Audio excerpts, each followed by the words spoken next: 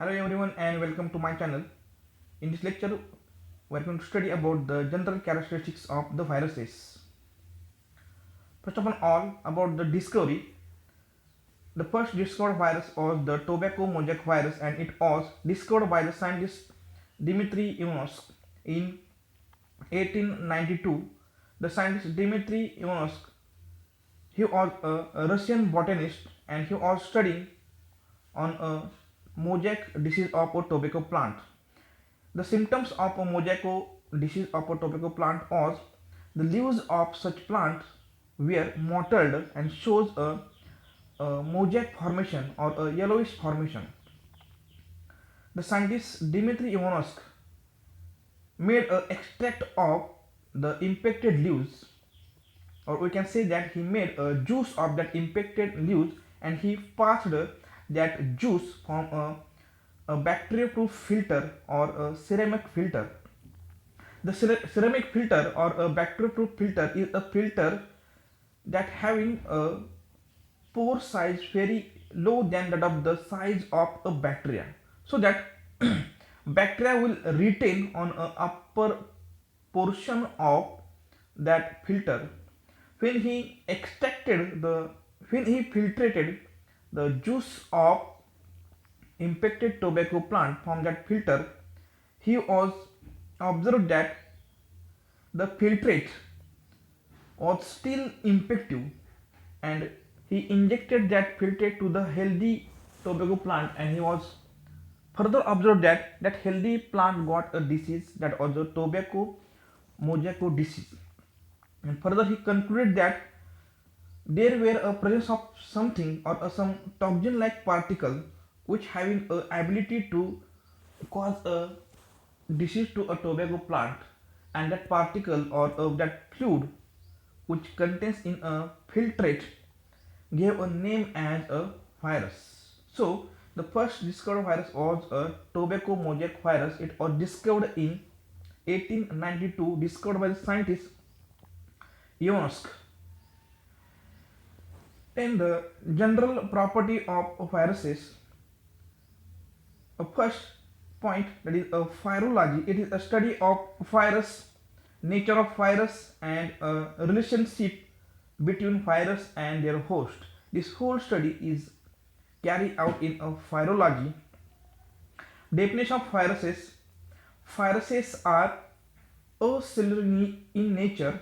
They are obligate intracellular parasites of plants, animal, and bacteria, and their genome may be either DNA or RNA.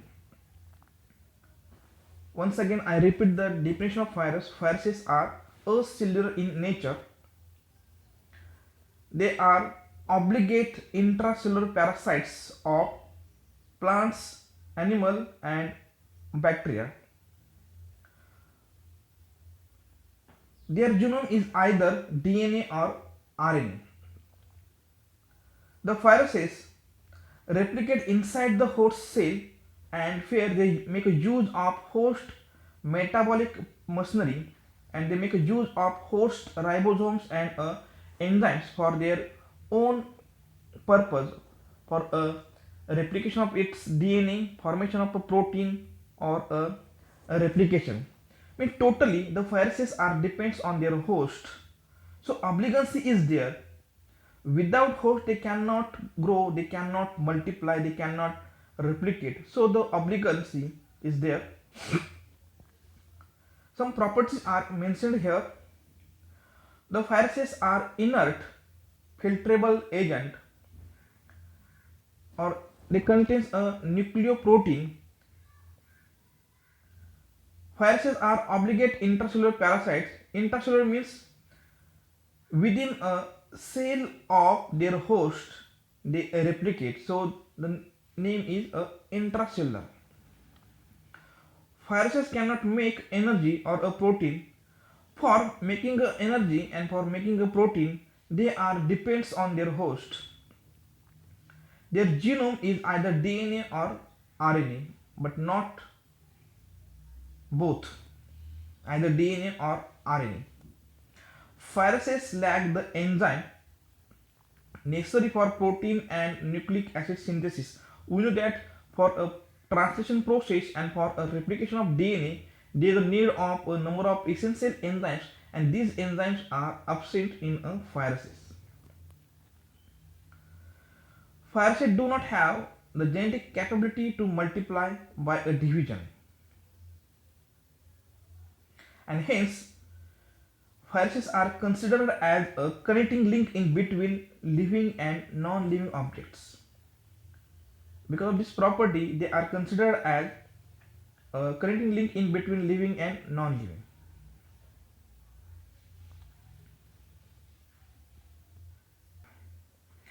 Here are some properties of some bacteria and viruses.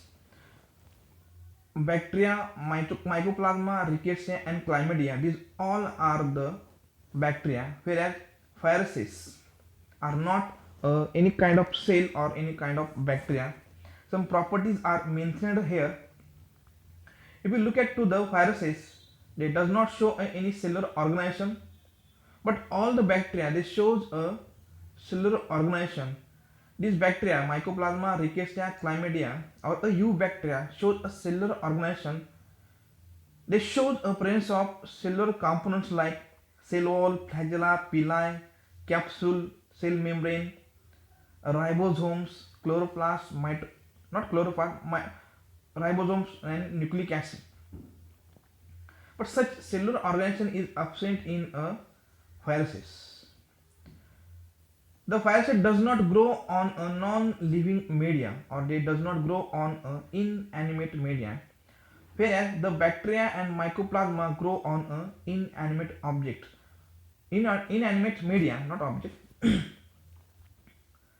The bacteria can be grow on a synthetic media, or a mycoplasma can grow on a synthetic media. But for growth of Rickettsia, Chlamydia and the viruses, there is need of a living media. All the bacteria can divide by a binary fission, whereas the virus does not grow by a binary fission. All the bacteria contains DNA and RNA, but the virus contains only DNA or a RNA. All the bacteria shows a presence of ribosome, that is a 70S ribosomes. Virus does not have any ribosome. Bacteria, Mycoplasma, Rickettsia, Chlamydia, these all type of bacteria are sensitive to the antibiotics, but the viruses are resistant to the antibiotic.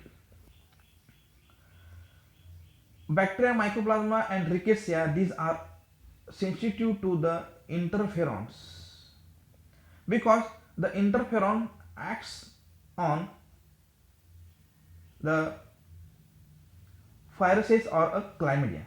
This is a comparative chart for these 4 bacteria and viruses. Now about the medical importance of the viruses. Viruses are causing a number of diseases to plants and animals. So these are infectious one. They causes a minor diseases like common cold, flu, or some terrifying diseases like rabies or AIDS. The diseases may be sporadic, for example mumps, endemic, for example infectious hepatitis, epidemic, for example dengue fever, or a pandemic like influenza or COVID. Their transmission may be localized or circumscribed area, as some arboviruses are localized in some European country, whereas the herpes simplex virus or here outbreak is present everywhere in a world. Viruses are carcinogenic in nature. They causes a cancer of animals and cancer of birds, as well as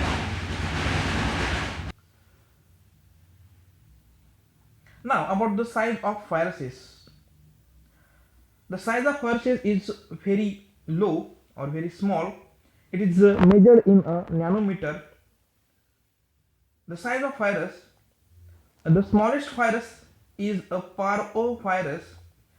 This is a diagram of a parvovirus or an image of a parvovirus, and the size of this is 20 nanometer. The largest virus, that is a pox virus, it has a size for 400 nanometers. It shows that the size of viruses is very less than the size of bacteria. In this image, there is a size of a Staphylococcus aureus. This is a bacterium and it has a size 1 micron.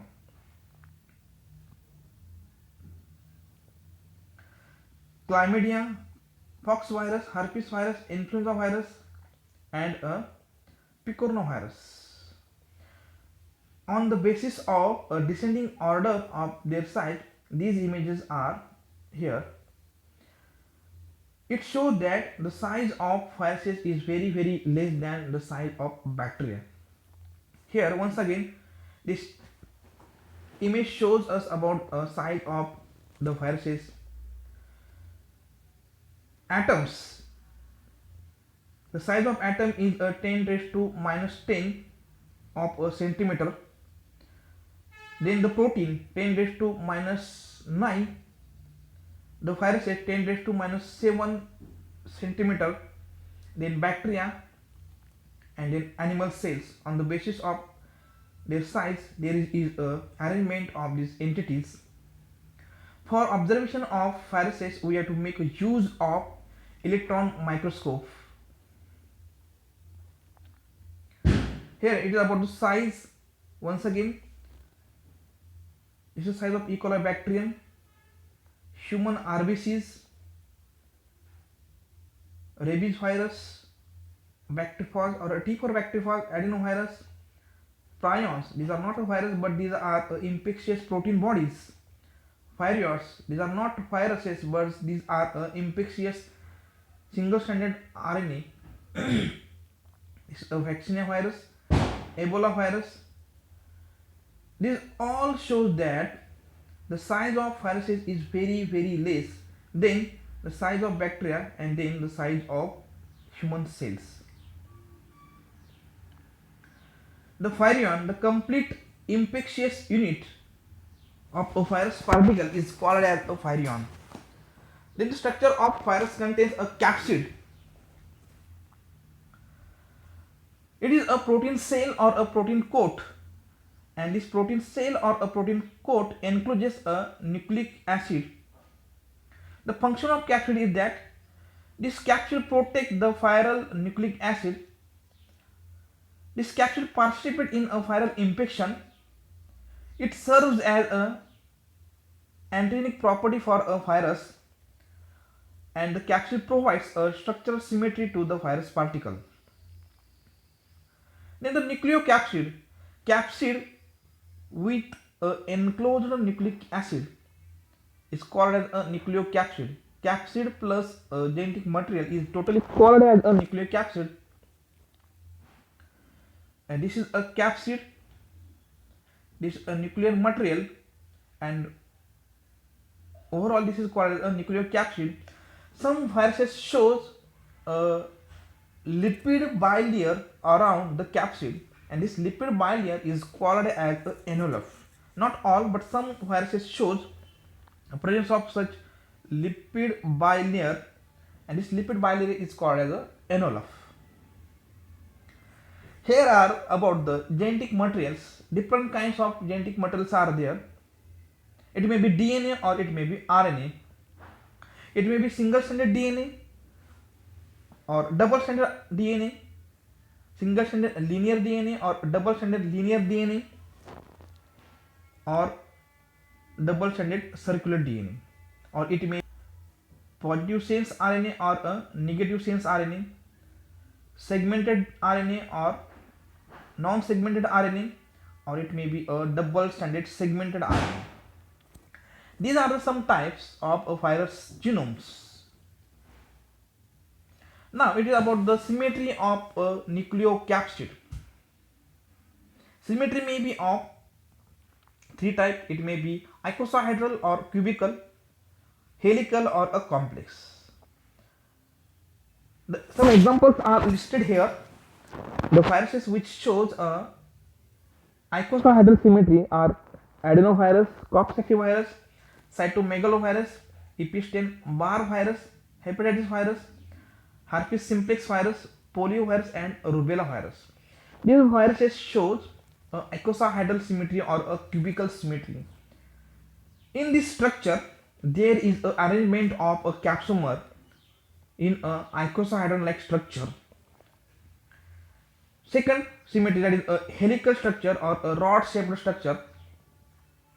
The capsid or a capsomers are arranged in a one rod-like structure or a one helix, and such structure is called as a helical symmetry. Example of such helical capsid showing viruses are influenza virus, rubella, mumps, rabies, hantavirus, and the coronavirus. Then third, a complex nucleocapsid symmetry. In a complex nucleocapsid symmetry, there is a icosahedron head and a helical tail. Icosahedron head and helical tail. The virus is with a head and tail. The head has a icosahedron symmetry and tail has a helical symmetry, and such symmetry is a complex. Example, T4 bacteriophages and pox viruses and a lambda-phages. These are the example of a complex symmetry viruses. Here it is about the cubic or a icosahedral symmetry.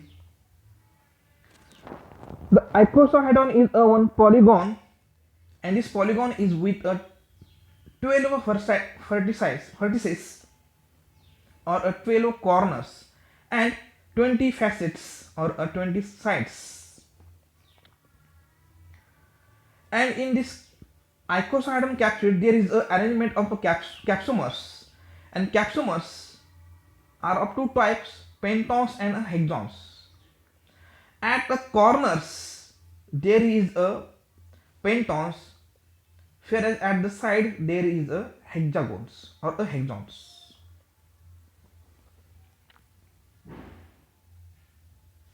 The helical symmetry, the tobacco mosaic virus, rabies virus shows a such kind of a helical symmetry.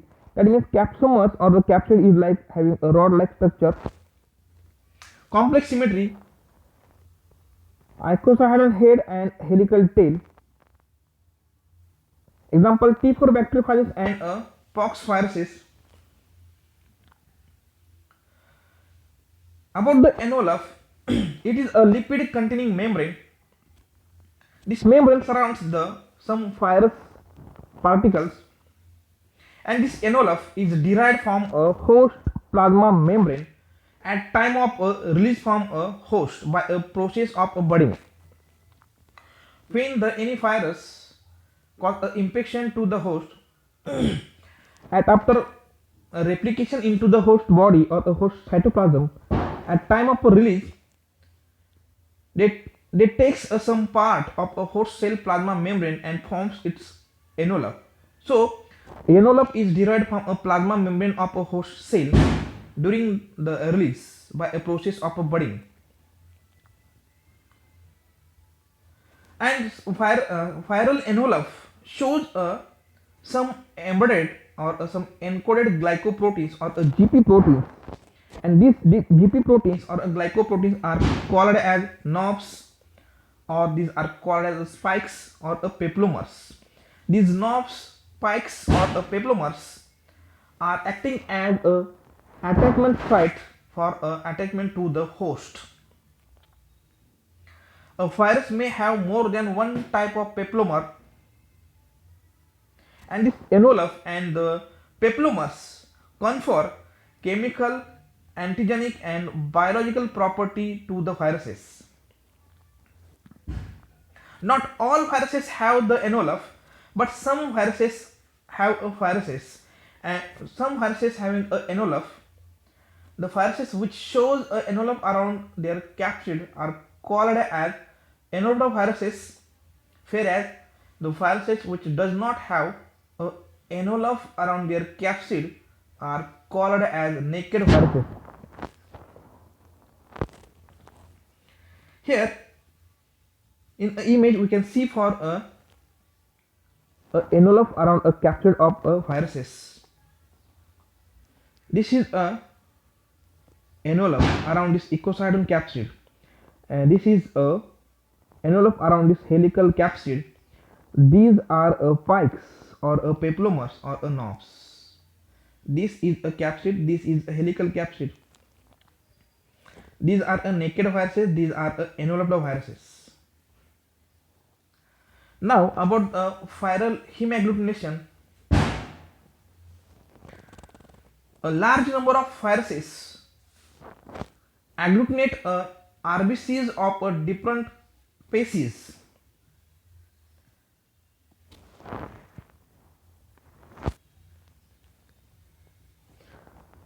The hemagglutination by an influenza virus is due to the presence of hemagglutinin spikes on a surface of virus.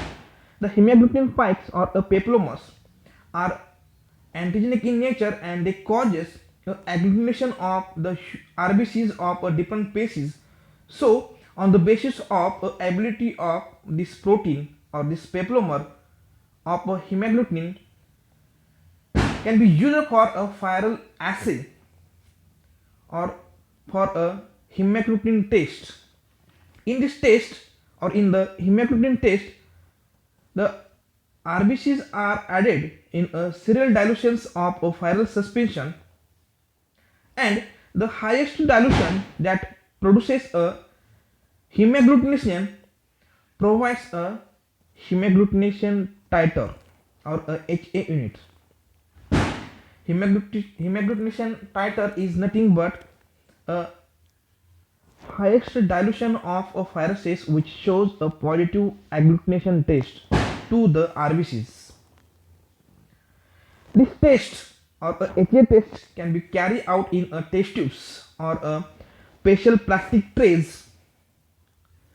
This test is convenient method for a detection and assay of an influenza virus and also serves to titrate killed influenza viruses. As the hemagglutination is partially inhibited by an antibody to virus, this assay is useful for determination of antiviral antibodies. Now about a replication of viruses. Viruses does not have any enzymes or any protein for their replication. They are totally depends on their host. Number of events or a sequential phases occurs in a replication of viruses. There are a interaction with their host.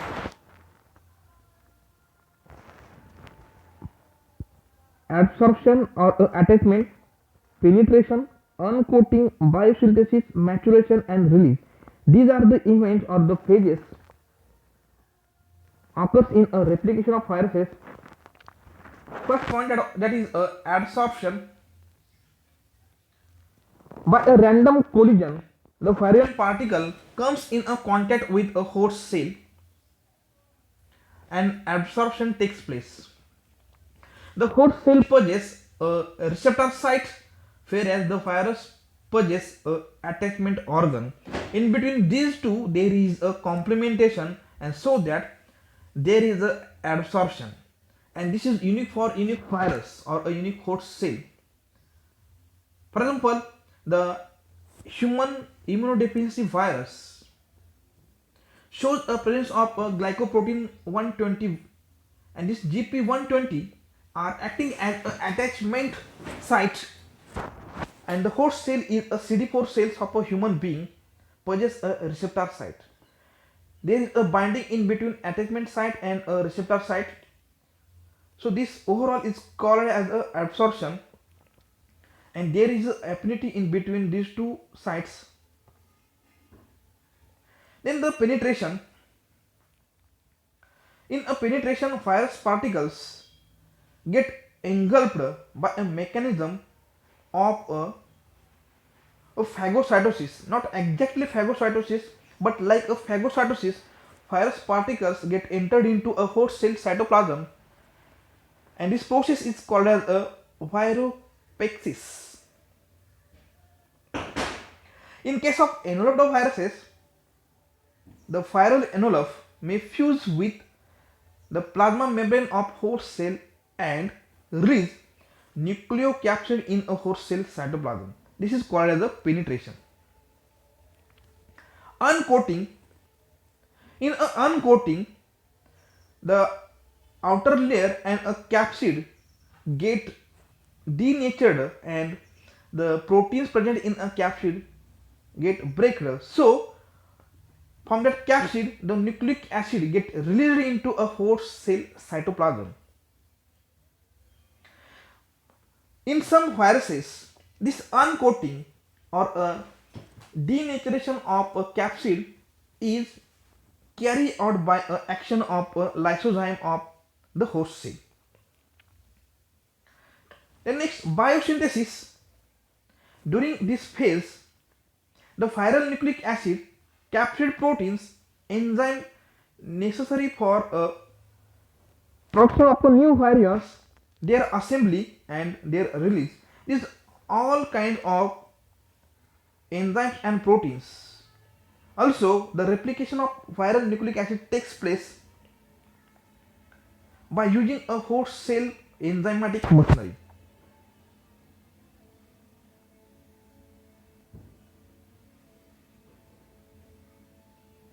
The biosynthesis consists of following steps. These are a transcription of a mRNA from a viral nucleic acid. In this, viral nucleic acid get converted into the mRNA by a process of transcription. Here there is a use of a RNA polymerase of a host. After formation of messenger RNA or a messenger RNA of a virus, this mRNA get translated into early proteins, and these early proteins are nothing but the enzyme which are required for a synthesis of head, tail and a capsid protein. That means synthesis of virus component. Third point, in this the viral nucleic acid get replicated, its number get increased, and for replication of viral nucleic acid there is a making use of host cell enzymes. The next, synthesis of late or a structural protein, which are the components of daughter virion capsids.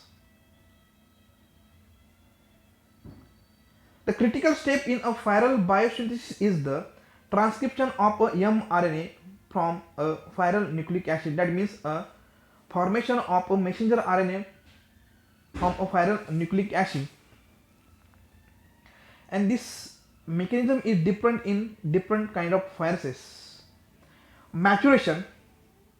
After formation of a viral component, after formation of number of viral nucleic acid in a biosynthesis, all the components get assembled together, and after assembly number of daughter virions formed. It is called as a maturation or it is called as a assembly. Virion assembly may take place in a host cell nucleus. For example, herpes virus and adenoviruses. In these viruses get assembled into a host cell nucleus, whereas the pox viruses and picornaviruses get assembled into a host cell cytoplasm. The naked viruses are present intracellularly as fully developed virions, but in case of enveloped viruses, only the nucleocapsid is complete. After assembly, there is a release. A progeny of viruses released by a lysis of infected bacterium. In a lysis, the cell wall of the host cell get lysed or it get breaked with the help of the lysozyme like enzymes, and from that breakings of a cell wall, the bacterioviruses or bacteriophages get released into an environment. But in case of animal viruses, the release occurs without a cell lysis. The myxoviruses are released by a budding of a cell membrane. In case of some viruses like varicella, transmission occurs directly from cell to cell, and in case of polioviruses, such viruses causes a damage to a host cell and get released from a host cell lysis. Here are the life cycle of the viruses. Toward the left there is a lytic cycle where there is a lysis of cell. Towards the right there is a lysogenic cycle. First event here, phage attaches to the host cell and injects a DNA. Absorption, here penetration, biosynthesis, cell lysis and release. This is a lytic cycle. But in a lysogenic cycle, the viral DNA and a host cell chromosome, the viral DNA get integrated into a host cell chromosome. Here we can see for an integrated viral DNA into a host cell DNA, and the host cell get divided, and each and every host cell shows presence of chromosomal DNA and a viral DNA. Such progeny are formed. This is a lysogenic cycle and this is a lytic cycle.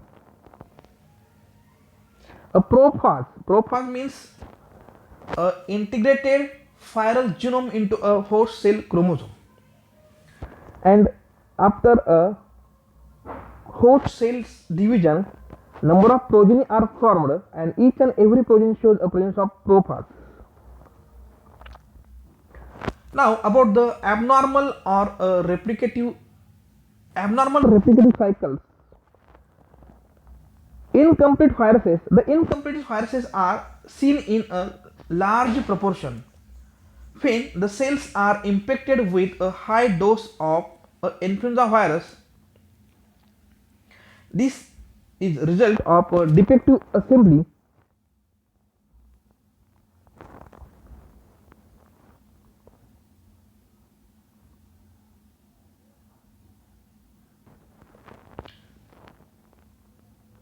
Now about the cultivation of viruses. The viruses are does not cultivated on a synthetic media. For a cultivation of viruses, we have to use a living media. For cultivation of viruses, we can make a use of lab animals, embryonated chicken egg, or sometimes human volunteers and a tissue cultures. First, animal inoculation or a lab animal inoculation. The lab animals like mice, rats, monkeys, chickens, guinea pigs, rabbits and ferrets are used for inoculation. In this animal, directly the viral suspension is inoculated into a blood of this animal, and virus will grow in a circulatory system of that animals. Growth of the viruses in inoculated animals may be indicated by the death of that animal, or a disease in that animal, or a formation of a visible lesions on that animal. This animal inoculation is also used for a study of pathogenesis, immunoresponse, epidemiology and oncogenesis. Oncogenesis means whether this virus causes a cancer to that lab animal or not. Disadvantage of animal inoculation is that the immunity of the dependent animals is variable.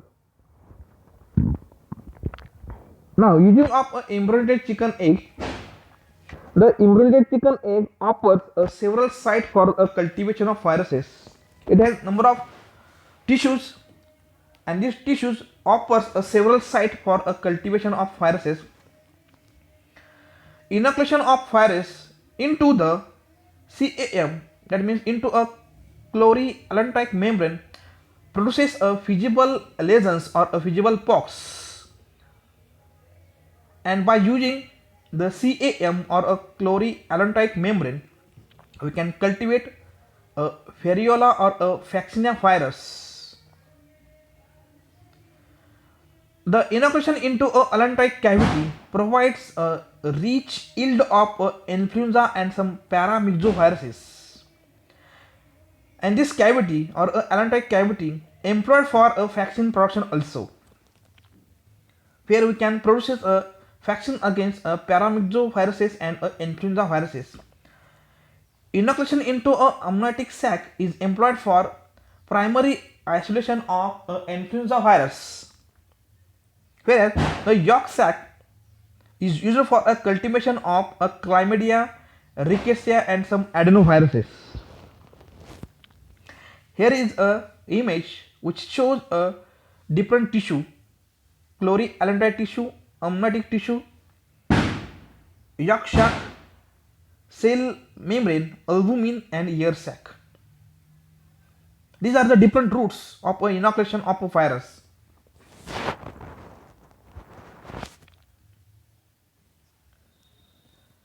This is one image where there is a inoculation of a smallpox or a variola virus into a chlori-alveolar membrane of a embryonic chicken egg, and these are the pox of a smallpox virus. Tissue culture, organ culture or explant culture.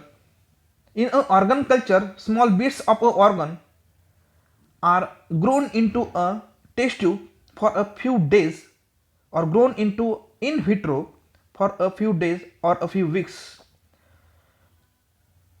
They are preserving a original architecture and function of the tissue, and these tissue are or growing tissue are useful for isolation of some viruses. Explant culture, fragment of minced tissue can be grown as an explant, or these are embedded in a plasma clots or may be cultivated in a suspension. For example, adenoid tissue. The explant of adenoid tissue is grown on a plasma clots. These are called as a explant culture. By using adenoid tissue explant culture, we can cultivate adenoviruses. Then cell culture, it may be primary cell culture, diploid cell culture or a continuous cell lines.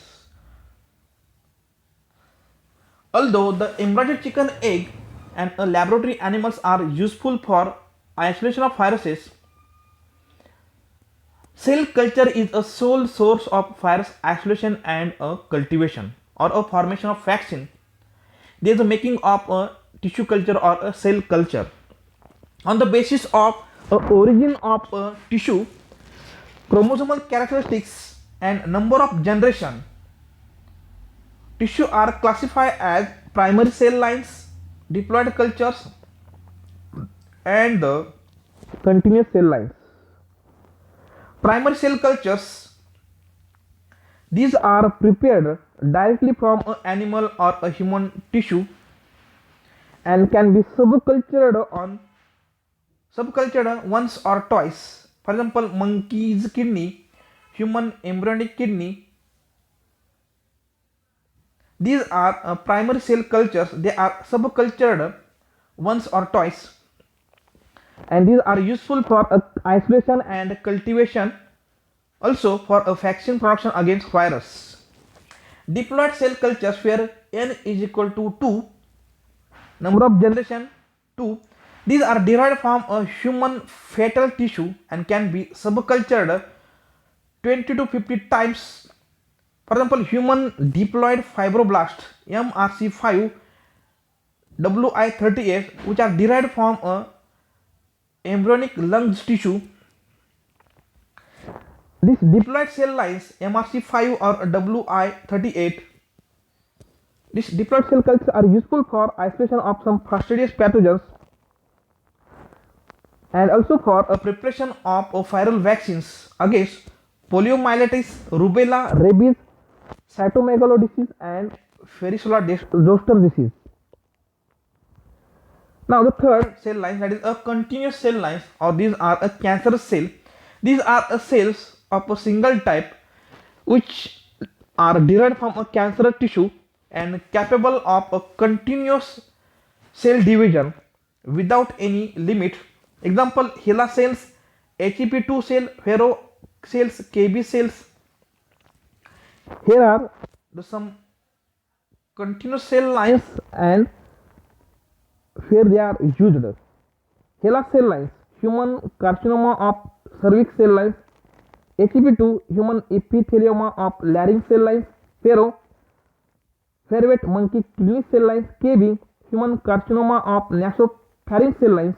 McCoy, human synovial carcinoma cell lines. BHK21, baby hamster kidney cell lines. These are a cancerous cell and these are useful for a cultivation of viruses. Detection of a virus or detection of viral growth in a cell culture. It may be detected by a cytopathic effect. Many viruses cause morphological changes in a cultured host cell. These changes may be observed directly by microscopic examination or changes, and this is called as a cytopathic effect or a CPE. Cytopathic effect may be cytocidal, means killing of a cell, or it may be non-cytocidal. Non-cytocidal effect includes acidophilic or basophilic inclusion body in a nucleus or a cytoplasm. This acidophilic or a basophilic inclusion body of viruses may present in a nucleus or a cytoplasm of host, or may be present in both nucleus or a cytoplasm of host. Cell fusion and transformation. These are the non-cytocidal effect of viruses. Cytopathic effects are characterized by formation of syncytium, for example for measles virus, or formation of large granule clumps, for example adenoviruses. Here in image we can look for a normal cell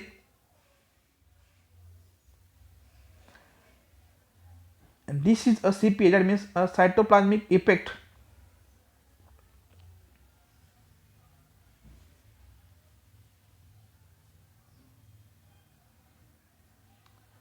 These are the effects which are produced by viruses on a host. Metabolic inhibition. When viruses grow in a cell culture, cell metabolism is inhibited and there is no any acid production. Hemabsorption. When hemagglutinating viruses grow in a cell culture, their presence can be indicated by addition of guinea pig RBC to the culture. Interference. The growth of non-cytopathogenic viruses in cell culture can be tested by subsequent challenge with a known cytopathogenic virus. Transformation. Formation of normal healthy cell into a cancerous cell is called as a transformation. The oncogenic viruses induce a cell transformation and loss of contact inhibition, and a number of such characteristics are recorded in that cell. Classification and nomenclature of the viruses. Viruses are classified on the basis of biological, physical and chemical property. Broadly classified as a DNA and a RNA viruses, and further divided into a family, subfamily, genera and species. DNA viruses, it may be classified double stranded viruses or single stranded DNA viruses. Enveloped viruses, non-enveloped viruses, circular DNA, linear DNA. Parvoviridae, it is one family. This Parvoviridae family, it contains single stranded DNA, and these are enveloped viruses. Complex DNA present in a Foxviridae.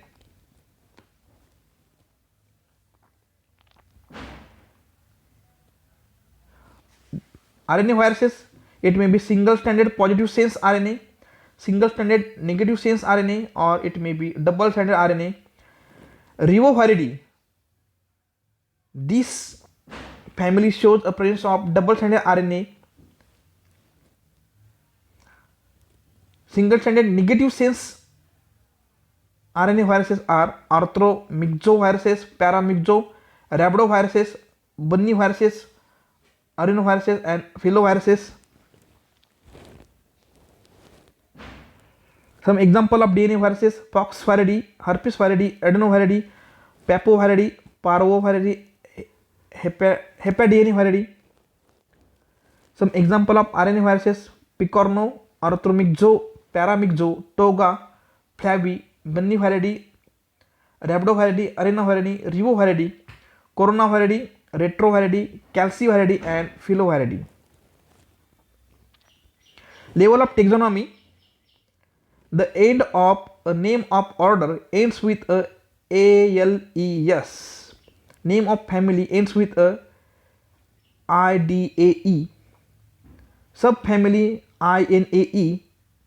Genus virus, and name, that is, it depends upon an individual virus.